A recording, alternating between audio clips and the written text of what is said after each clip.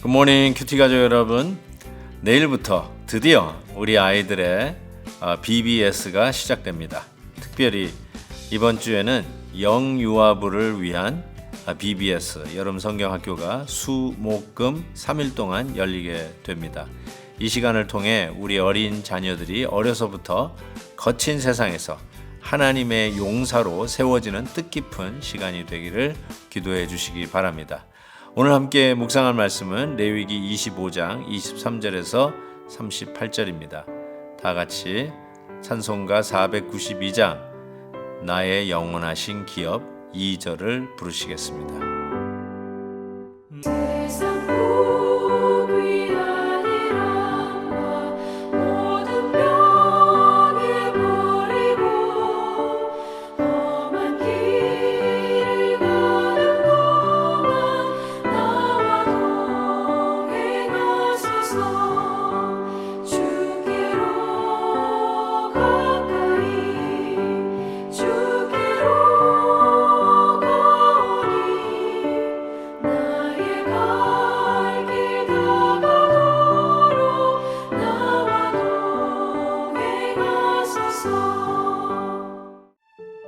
토지를 영구히 팔지 말 것은 토지는 다 내 것임이니라.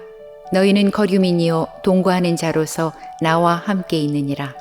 너희 기업의 온 땅에서 그 토지 무르기를 허락할지니 만일 내 형제가 가난하여 그의 기업 중에서 얼마를 팔았으면 그에게 가까운 기업 물을 자가 와서 그의 형제가 판 것을 물을 것이요 만일 그것을 물을 사람이 없고 자기가 부유하게 되어 물을 힘이 있으면 그 판 해를 계수하여 그 남은 값을 산자에게 주고 자기의 소유지로 돌릴 것이니라. 그러나 자기가 물을 힘이 없으면 그 판 것이 희년에 이르기까지 산자의 손에 있다가 희년에 이르러 돌아올지니 그것이 곧 그의 기업으로 돌아갈 것이니라. 성벽이 있는 성 내의 가옥을 팔았으면 판지 만 1년 안에는 물을 수 있나니 곧 그 기한 안에 물으려니와 1년 안에 물으지 못하면 그 성 안의 가옥은 산자의 소유로 확정되어 대대로 영구히 그에게 속하고 희년에라도 돌려보내지 아니할 것이니라. 그러나 성벽이 둘리지 아니한 촌락의 가옥은 나라의 전토와 같이 물러주기도 할 것이요 희년에 돌려보내기도 할 것이니라. 레위 족속의 성읍 곧 그들의 소유의 성읍의 가옥은 레위 사람이 언제든지 물을 수 있으나 만일 레위 사람이 물으지 아니하면 그의 소유 성읍의 판 가옥은 희년에 돌려보낼지니 이는 레위 사람의 성읍의 가옥은 이스라엘 자손 중에서 받은 그들의 기업이 됨이니라. 그러나 그들의 성읍 주위에 있는 들판은 그들의 영원한 소유지이니 팔지 못할지니라. 내 형제가 가난하게 되어 빈손으로 내 곁에 있거든 너는 그를 도와 거류민이나 동거인처럼 너와 함께 생활하게 하되 너는 그에게 이자를 받지 말고 내 하나님을 경외하여 내 형제로 너와 함께 생활하게 할 것인즉 너는 그에게 이자를 위하여 돈을 구워주지 말고 이익을 위하여 내 양식을 구워주지 말라. 나는 너희의 하나님이 되며 또 가나안 땅을 너희에게 주려고 애굽 땅에서 너희를 인도하여는 너희의 하나님 여호와이니라.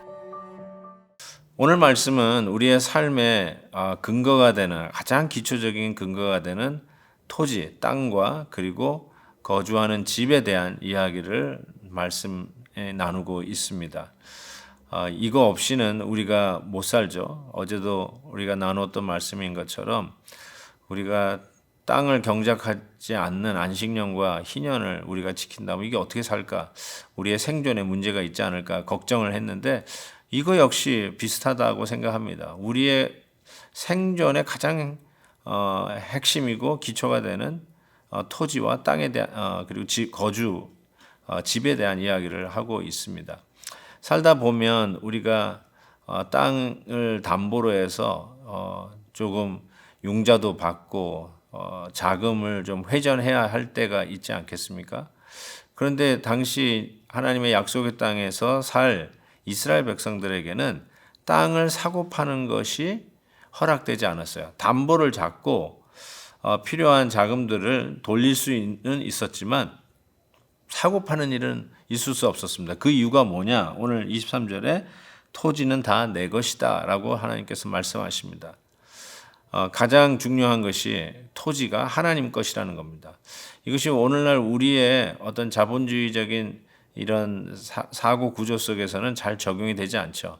내가 땀 흘려 수고해서 내 돈으로 산 이 땅과 이 집은 내 거라고 생각하는데 하나님께서는 이 토지는 하나님의 것이다 라고 이야기를 합니다.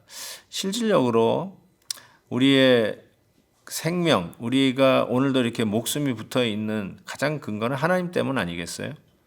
하나님께서 우리에게 힘과 능력과 에너지와 이렇게 서바이빙 할 수 있는 그런 힘을 주지 않는다면 누가 오늘 걸어 다닐 수 있겠습니까? 그런 의미에서 나의 건강으로 땀 흘려 번 돈이라 할지라도 그리고 그 돈으로 산 집이나 땅이라 할지라도 궁극적으로 그 소유권은 하나님에 있다라는 것이 우리의 신앙 고백입니다. 그래서 가졌다고 가진 것으로 재는 거나 가지지 못한 자를 우습게 보거나 경멸해서는 안 되는 것이죠. 자, 하나님이 궁극적인 소유자인데 그런데 한 가지 허락한 것은 이것들을 무르는 일은 허락이 되었어요. 무른다. 우리가 예를 들어 장기나 바둑을 둘 때 한 수 무른다라고 이야기하는 바로 그 단어입니다. 영어로 보니까 이 무른다는 단어가 redeem 이렇게 돼 있어요. redemption. 우리가 구원을 이야기할 때 쓰는 단어죠. 그러니까 땅을 담보로 해서 자금을 좀 돌리고 있는데 뭐 1년 혹은 2년 약속하고 그런데 결국은 자금이 딸려서 약속한 기한 내에 땅을 되찾을 수가 없는 것이죠.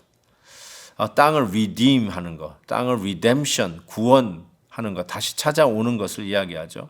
그걸 할 수가 없는 거예요.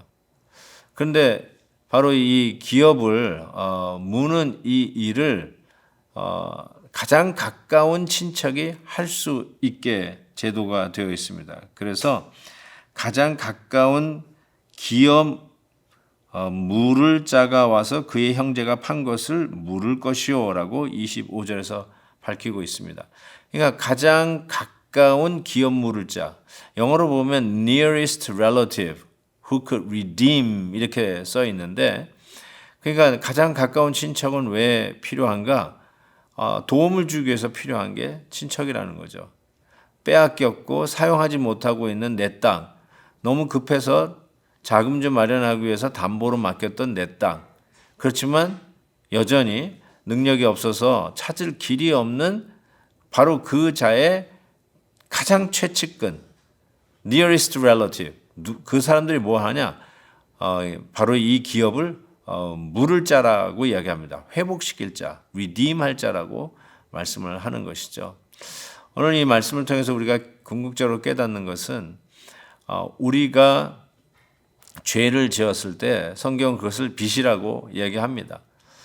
Forgive our debt as we forgive our debtors 하고 주기도문에도 있듯이 그 죄는 나의 죄를 탕감하여 주옵소서라고 예수님께서 가르쳐 주신 기도에 있듯이 우리의 죄를 우리는 물을 수가 있는 거죠. 다시 회복하는 것, 죄값을 치르고 다시 원래의 위치로 돌아가는 것을 이야기하죠. 그게 바로 redemption, 구원이라고 성경은 말하고 있습니다. 사랑하는 성도 여러분, 우리는 결국 우리가 궁극적인 기업 물을 자, 우리 주 예수 그리스도, 우리의 가장 궁극적인 구원자, the ultimate redeemer, 예수 그리스도를 통해서 우리의 죄값이 탕감이 되어지고 갚아지고 물러지고 그래서 우리의 원래의 소유로 회복할 수 있다라고 하는 메시지를 주고 있습니다. 사랑하는 성도 여러분, 우리의 주님이 우리의 기업물을 유일하신 하나님이십니다. 어떤 빚을 지고 살고 계시나요? 어떤 빚을 갚으려고 그렇게 애쓰고 계시나요? 갚아도 갚아지지 않는 우리의 죄, 우리의 이 죄의 가격을 영원한 기업 물을 자 예수 그리스도로 말미암아 우리는 탕감받고 용서받았다는 이 사실이 오늘도 우리를 감격하게 합니다. 사랑하는 우리 큐티 가족 여러분, 이 믿음으로 승리하십시다. 이 믿음으로 다시 믿음의 발판 위에 우뚝 서십시다. 우리 하나님께서 저와 여러분과 함께 하셔서 우리의 기업 물을 자 예수 그리스도로 말미암아 우리의 삶 속에 빼앗겼던 우리의 토지와 가옥을 회복시켜 주시는 놀라운 은혜가 있기를 주의 이름으로 축복합니다. 하나님 아버지 감사합니다. 오늘도 말씀을 통해서 다시 한번 그 옛날의 법칙이지만 오늘에 적용하며 하나님의 하나님 되심을 선포하고 우리 주 예수 그리스도가 우리의 궁극적 기업 물을 자임을 고백합니다. 하나님 이 은혜로 오늘 하루도 승리하게 하여 주옵소서. 예수 그리스도의 이름으로 기도하옵나이다.